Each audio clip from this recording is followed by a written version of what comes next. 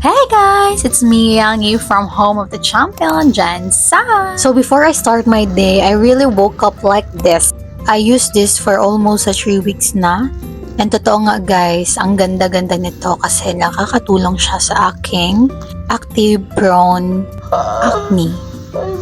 So today, let's do my morning routine. Hindi pa talaga nakaka-recover yung mukha ko today kasi nung last vlog ko is nagka-period ako at hindi pa siya tapos yung hormonal acne ko. Everyone asking kung paano ako nagpapapayat. So nag-uumad diet lang ako.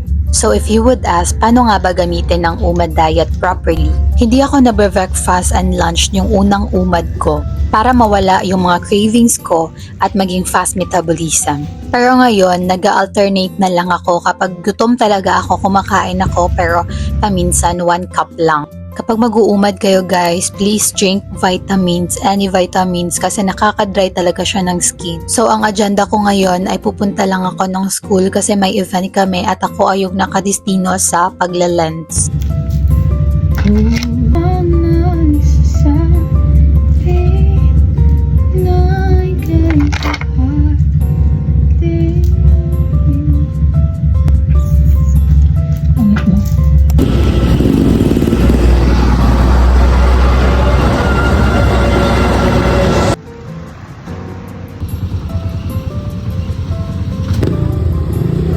Hi guys! Welcome back to my Chares.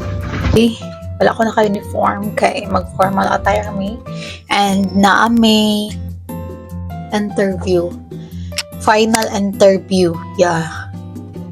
May final interview guys and kay finals na magud na mo. So man na mo ang first semester and mo na ang requirement sa mo isa ka subject.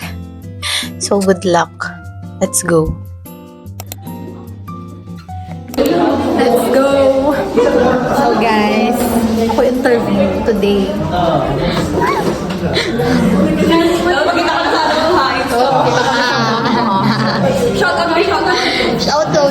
Shoutout!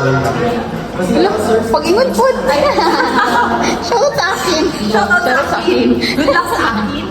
Bago talaga ako isa lang sa interview, alam ko naman talaga kung anong i-question pero sometimes I feel nervous and not confident at all.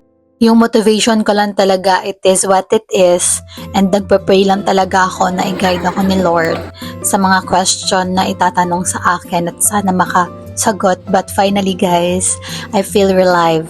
Halata naman na nakasagot ako sa lahat ng question na yun. At ito naman ay para sa clearance namin. So, kailangan namin kumanta ng 4 anthem.